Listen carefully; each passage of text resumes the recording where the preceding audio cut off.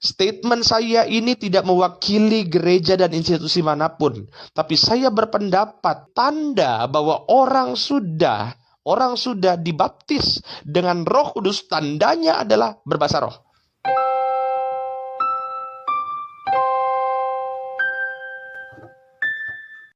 Shalom saudaraku yang terkasih dalam Tuhan. Kembali dalam program katekisasi online bersama saya Pastor Gary Tengker. Dan hari ini kita akan membahas yaitu tentang bahasa roh. Apakah sebagai orang Kristen kita harus berbahasa roh? Apakah bahasa roh itu sesuai dengan Alkitab? Itu yang akan kita pelajari. Tapi sebelumnya mari kita tundukkan kepala, kita bersatu dalam doa. Kembali Tuhan Yesus, pada malam hari ini kami datang ke hadirat-Mu untuk diajarkan oleh kebenaran firman-Mu. Biarlah setiap apa yang hamba-Mu sampaikan sesuai dengan kehendak-Mu ya Tuhan, dan sesuai dengan kebenaran firman Tuhan yang ada dalam Alkitab. Dalam nama Tuhan Yesus, haleluya. Yang percaya katakan amin. Saudara, satu kali Paulus bertanya kepada para jemaat. Coba kita lihat sebentar di Kisah Rasul pasalnya yang ke-19. Ayatnya yang pertama. Ketika Apolos masih di Korintus, Paulus sudah menjelajah di daerah-daerah pedalaman dan tiba di Efesus. Satu kali Paulus sampai di Efesus. Di situ didapatinya beberapa orang murid, artinya orang-orang yang sudah percaya pada Tuhan Yesus. Ayat 2, katanya kepada mereka, Paulus tanya kepada para jemaat, para murid itu, "Sudahkah kamu menerima Roh Kudus ketika kamu menjadi percaya?"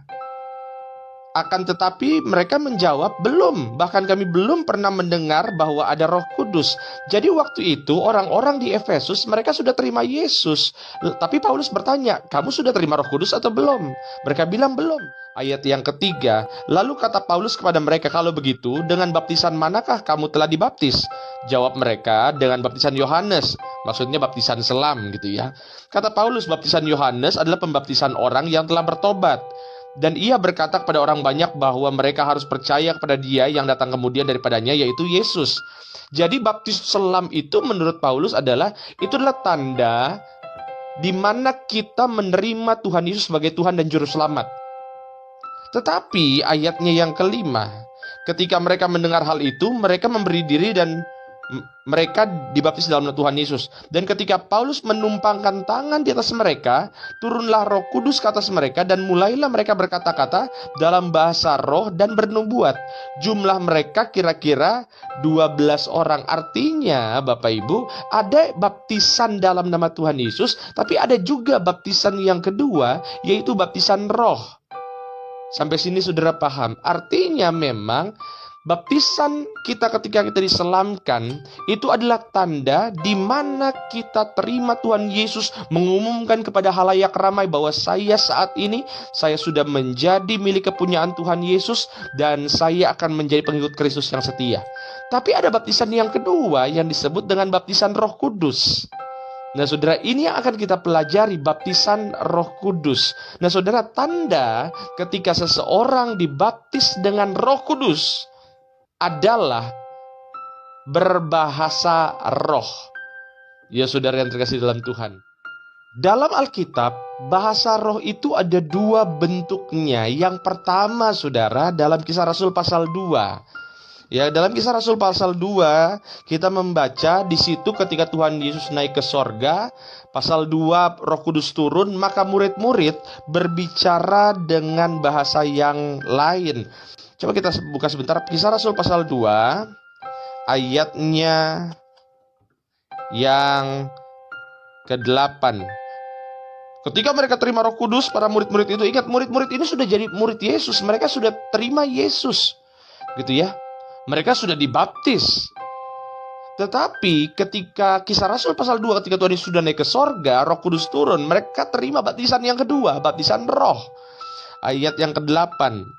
Orang-orang kaget melihat mereka, bagaimana mungkin kita masing-masing mendengar mereka berkata-kata dalam bahasa kita sendiri, yaitu bahasa yang kita pakai di negara asal kita. Ayat 9, 10, 11 dan seterusnya, itu adalah bahasa-bahasa lain. Jadi bahasa roh yang pertama adalah ketika saya bisa berbicara dengan bahasa yang saya tidak mengerti, tapi orang lain mengerti.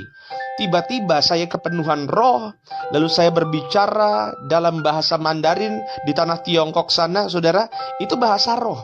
Dalam dunia teologi, bahasa roh yang ini disebut dengan senolalia. Itu adalah bahasa roh di mana saya berbicara dengan bahasa yang tidak saya mengerti, tapi orang lain mengerti, karena itu bahasa yang ada di dunia.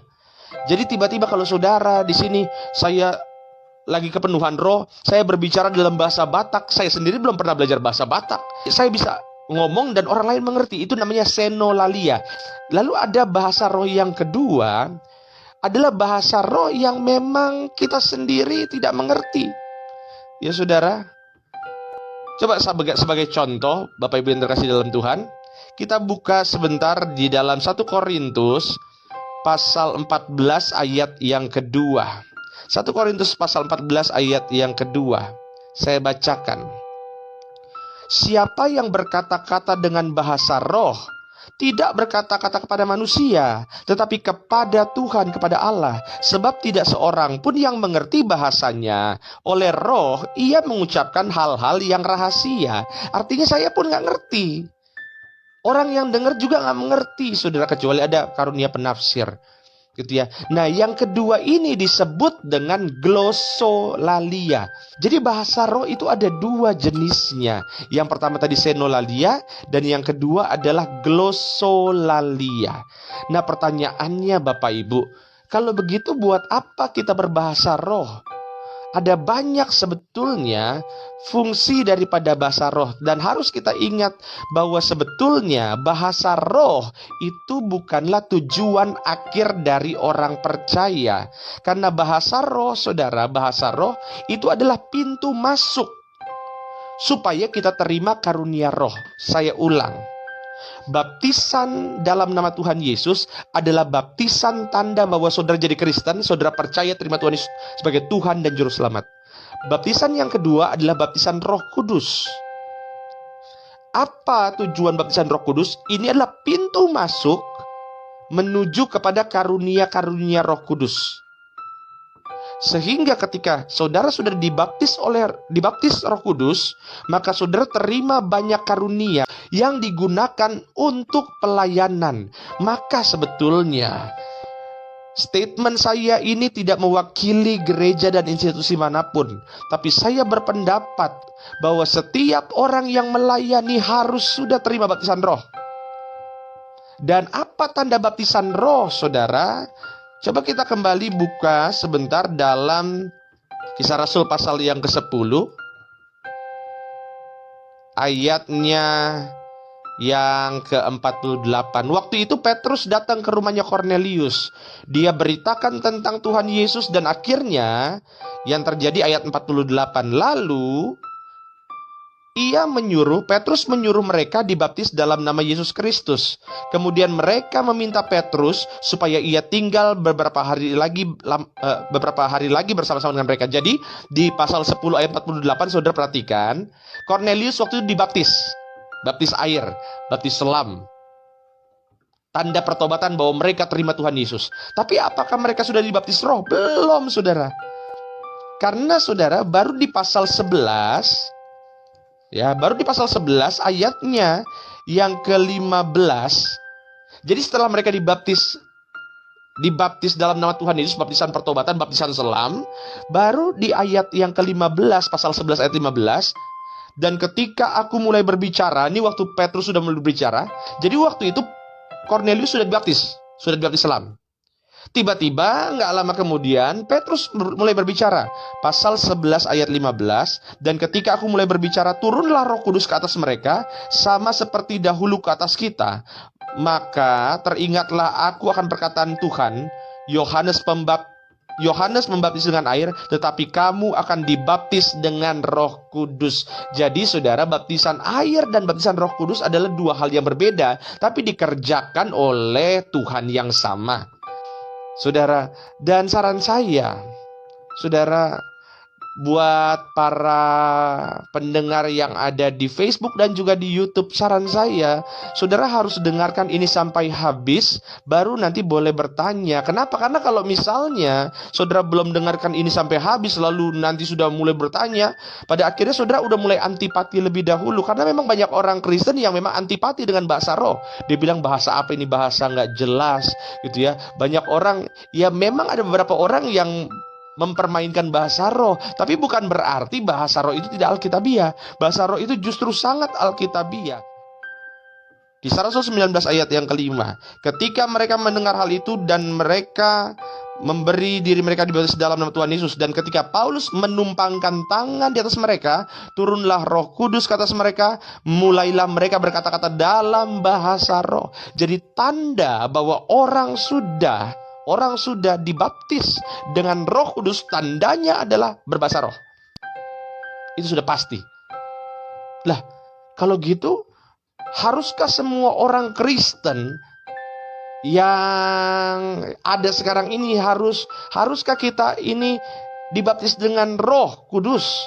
Jawabannya iya. Terlebih kalau saudara melayani, itu wajib harus sudah dibaptis dengan Roh Kudus. Dan tanda bahwa Anda sudah dibaptis dengan Roh Kudus, tandanya adalah bahasa roh. Nggak bisa enggak Alkitab yang bilang. Tapi tunggu dulu, nanti kita akan bahas bahasa roh itu bentuknya seperti apa. Begitu saudara yang terkasih dalam Tuhan. Jadi harus berbahasa roh. Lah, kalau begitu, bukankah Alkitab bilang bahwa bahasa roh itu karunia? Nah, ini yang saya mau jelaskan yang kedua, Bapak Ibu. Bahasa roh itu ada dua bentuknya, dua jenisnya. Yang pertama, bahasa roh yang pertama itu muncul, kita terima ketika kita sudah dibaptis roh. Saya, ketika dibaptis roh, maka saya berbahasa roh. Tetapi sesudah saya dibaptis roh, apakah saya terus berbahasa roh? Jawabannya belum tentu. Karena saya belum tentu punya karunia roh. Sampai sini saudara paham? Saya ulang. Ketika di sini Pak Tampil Jusman, Ibu Relisma Marpaung, ya Pak David Sayo misalkan terima baptisan roh, maka saat itu pasti berbahasa roh, pasti. Tetapi sesudah momen itu, momen pertama, berikutnya apakah kita ini akan terus berbahasa roh? Tergantung apakah kita punya karunia roh, karunia berbahasa roh. Karena yang berikutnya kita berbahasa roh atau tidak, itu bergantung kita ini dapat karunia atau tidak. Jadi apakah orang percaya itu harus berbahasa roh? Jawabannya, kalau kita sudah terima baptisan Roh Kudus, maka kita pasti berbahasa roh, pasti. Tapi apakah terus-terusan kita berbahasa roh? Belum tentu. Karena itu berbicara mengenai karunia. Nah, kalau begitu bagaimana prakteknya, saudara? Nah, ini pertanyaan dari jemaat ditanya, kalau gitu boleh nggak bahasa roh dipakai di tempat ibadah? Saudara, mari kita lihat catatan Alkitab yang terambil dari 1 Korintus pasal 14 ayatnya yang ke-27. Saya bacakan, jika ada yang berkata-kata dengan bahasa roh, biarlah 2 atau sebanyak-banyaknya 3 orang, seorang demi seorang, harus ada seorang lain untuk menafsirkannya. Jika tidak ada orang yang dapat menafsirkannya, hendaklah mereka berdiam diri dalam pertemuan jemaat dan hanya boleh berkata-kata kepada dirinya sendiri dan kepada Allah. Jadi berarti nggak boleh dong dipakai dalam ibadah. Bapak Ibu, hati-hati, pelan-pelan. Orang yang berbahasa roh, ketika dia punya karunia berbahasa roh, maka karunia itu harus digunakan dengan bijak ketika beribadah. Karena Alkitab mencatat, sebaiknya kalau bahasa roh cuma 2 orang atau 3 orang saja ketika beribadah, supaya tidak menjadi syakwa sangka sampai pada akhirnya nanti orang bilang, wah ini pertemuan ibadah seperti apa. Tapi itu yang karunia ya. Tapi kalau misalkan tiba-tiba ada orang dari pas lagi ibadah, ada 10 orang, 12 orang yang terima bahasa roh, bukan sebagai karunia, tapi sebagai tanda baptisan roh. Boleh nggak? Boleh. Kenapa saya bilang boleh? Karena dalam Kisah Rasul pasal 19 tadi, Bapak Ibu, ketika Paulus tumpang tangan atas orang, Kisah Rasul 19, coba lihat. Ayatnya yang kelima, ayat yang keenam. Ketika Paulus menumpangkan tangan di atas mereka, turunlah Roh Kudus atas mereka, dan mulailah mereka berkata-kata dalam bahasa roh dan bernubuat. Jadi bahasa roh mereka itu adalah bahasa roh pertama, bahasa roh yang merupakan tanda baptisan Roh Kudus. Berapa jumlah mereka? Apakah 2-3 orang? Tidak. Jumlah mereka adalah kira-kira 12 orang. Jadi ya boleh-boleh saja kalau saudara berbahasa roh sebagai tanda baptisan roh. Tapi baptisan itu cuma 1 kali. Nah, kalau saudara tiap hari Minggu datang ke gereja, setiap minggu berbahasa roh bersama-sama 100 orang lainnya, ya tentu saja itu hal yang memang tidak konsekuen, tidak sesuai dengan kata Alkitab. Karena Alkitab bilang, bagi yang berkarunia, punya karunia bahasa roh, jangan digunakan di tempat ibadah. Ya, kalau menggunakan hanya 2 orang atau 3 orang, dan harus ada yang menafsirkan. Jadi saudara, pertanyaan berikutnya, apa yang harus kita lakukan sebagai orang percaya? Saudara, bahasa roh, baptisan roh itu hanya jalan masuk. Bukan berarti kita yang berbahasa roh itu lebih kudus daripada yang lain. Karena bahasa roh tidak akan ada gunanya kalau tidak diimbangi dengan buah roh. Dalam Galatia pasal 5 ayat 22, ayat 23. Ya saudara, nah pertanyaan berikutnya, kalau gitu bahasa roh itu seperti apa? Karena fenomena yang terjadi sekarang ini, banyak gereja, banyak jemaat yang bahasa roh, ya masih kata. Saya nggak bilang bahwa itu salah, tapi saya juga bilang belum tentu itu benar. Karena bahasa roh adalah bahasa yang kita sendiri nggak mengerti. Bisa jadi bahasa roh yang seperti saudara dengar, oh ya ramasyikat, bisa jadi. Tapi bisa jadi juga bahasa roh ketika saudara duduk diam, tiba-tiba air mata mengalir, bibir bergetar, coba suara putus-putus keluar. Oh Yesus. Saudara pun nggak ngerti, tapi selesai berdoa ada perasaan lega. Itu yang disebut dengan bahasa roh. Ya, jadi bukan berarti harus mirip-mirip yang di banyak gereja semuanya pakai nada yang sama, kalimat yang sama. Saya nggak bilang itu salah. Saya nggak bilang itu salah, Bapak Ibu. Karena yang menentukan benar atau salah bukan saya, Tuhan. Tapi intinya bahasa roh ya memang tidak dimengerti. Jadi kalau ada orang bilang bahasa roh, oh iya masih terus gitu bilang, bahasa aneh-aneh. Jangan salah. Bisa jadi itu benar. Roma 8:26. Demikian juga roh membantu kita dalam kelemahan kita, sebab kita tidak tahu bagaimana sebenarnya harus berdoa. Tetapi roh sendiri berdoa untuk kita kepada Allah dengan keluhan-keluhan yang tidak terucapkan. Jadi bahasa roh itu membantu kita supaya suara kita, doa-doa keluhan yang tidak terucapkan itu bisa sampai ke sorga. Jadi saudara jangan menghakimi bahasa roh itu salah atau benar. Itu urusan kita sama Tuhan. Tapi iya, memang kita itu harus berbahasa roh, khususnya yang melayani. Yang melayani Tuhan wajib hukumnya sudah terima baptisan roh, dan tanda sudah dibaptis dengan roh adalah berbahasa roh. Ya, itu wajib hukumnya. Sebagai penutup sebelum tanya jawab, Markus 16 ayat 17. Buka sama-sama, kita baca sama-sama Markus 16 ayat 17. Sama-sama, 3, 2, ya. Tanda-tanda ini akan menyertai orang-orang yang percaya. Tanda ini nih. Jadi, kalau kita ini adalah orang percaya, maka pasti ada tanda ini, udah pasti. Jadi tanda Anda sebagai orang percaya, tandanya yang pertama adalah mereka akan mengusir setan demi namaku. Jadi saudara yang percaya Tuhan Yesus, kalau ada setan jangan lari, usir mereka yang harus takut sama kita. Itu tanda yang pertama. Yang kedua, mereka akan berbicara dalam bahasa-bahasa yang baru bagi mereka. Bahasa-bahasa yang baru dalam bahasa Yunaninya disebut dengan glossais. Yang tadi kita udah bahas, glossolalia. Ya, bahasa lidah. Cuma Alkitab bahasa Indonesia menerjemahkannya dengan bahasa roh. Tuhan Yesus memberkati. Sekarang saya akan membahas, saya akan bahas pertanyaan dari saudara masing-masing. Ya, Ibu Elvi dan Tante Elvi Tengker ini.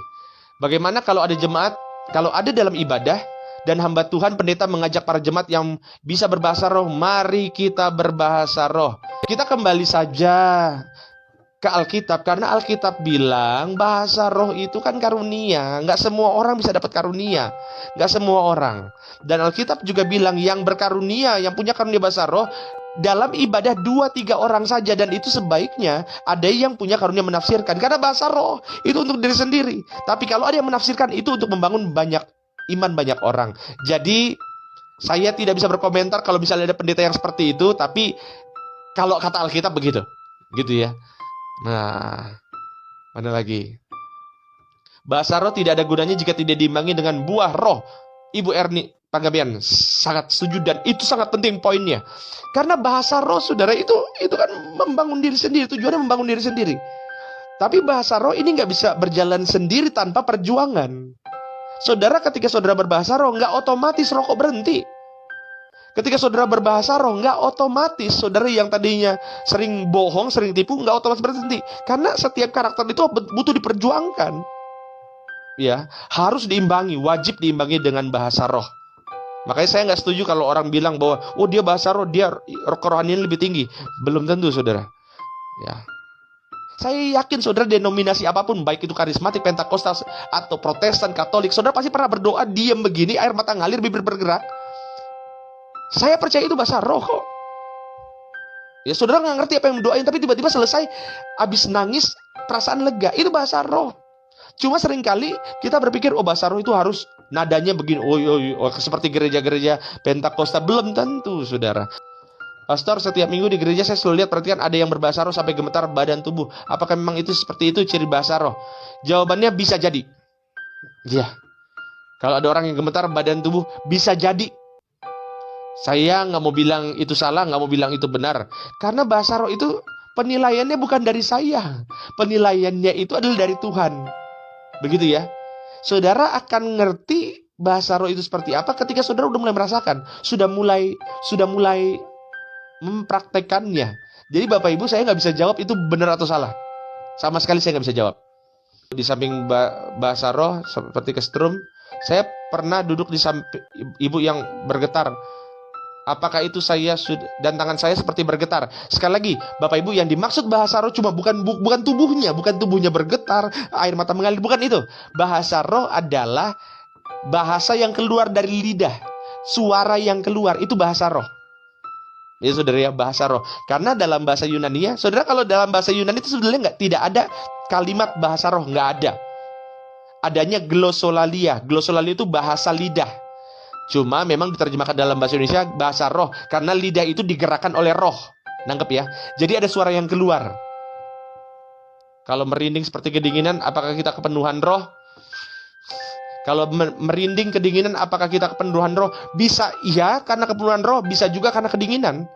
Aslinya kedinginan, bisa jadi. Ya Bapak Ibu ya. Karena saudara tahu itu kepenuhan roh itu memang ada perubahan, ada fisik yang kita rasakan. Ada yang bilang merinding, ada yang bilang mulai menggigil, ada. Tapi yang paling penting adalah sesudahnya saudara mengalami damai sejahtera, komitmen saudara dikuatkan. Pokoknya dunia mau tawarkan apapun, saya nggak akan goyang. Saya akan, komitmen saudara lebih, maka itu kepenuhan roh. Jadi tidak bisa dipastikan ketika kita lagi menggigil, tapi sesudah itu, apakah kita makin hidup dalam buah roh, itu tandanya. Bisa diajarin nggak sama pendeta bahasa roh? Nah ini dia, ini Bapak Ibu, bahasa roh. Apakah bahasa roh bisa diajarkan? Karena ada banyak juga sekolah bahasa roh. Jawaban saya, Alkitab mencatat bahwa bahasa roh itu yang mengerti cuma Tuhan, dan juga ada orang yang punya karunia. Lah kalau yang ngerti cuma Tuhan, bagaimana mungkin manusia bisa ajarin bahasa roh? Karena roh, bahasa roh adalah ketika lidah kita dituntun oleh Roh Kudus mengeluarkan suara. Saudara, boleh saya berdoa bagi setiap saudara. Tuhan Yesus, lihatlah anak-anak-Mu yang berkumpul pada malam hari ini. Kami percaya Tuhan, jikalau anak-anak-Mu berkumpul meluangkan waktu setengah jam lebih untuk belajar firman Tuhan, itu pasti karena kerinduan yang luar biasa untuk semakin hari semakin mengenal-Mu. Itu sebabnya Tuhan, catat nama setiap anak-anak-Mu yang hadir dalam sesi katekisasi online ini. Roh Kudus, tuntun kami kepada segala kebenaran, sehingga semakin hari hidup kami makin disempurnakan seperti Yesus yang adalah sempurna. Dalam nama Tuhan Yesus, haleluya. Amin. Tuhan Yesus memberkati Bapak Ibu sekalian. Shalom.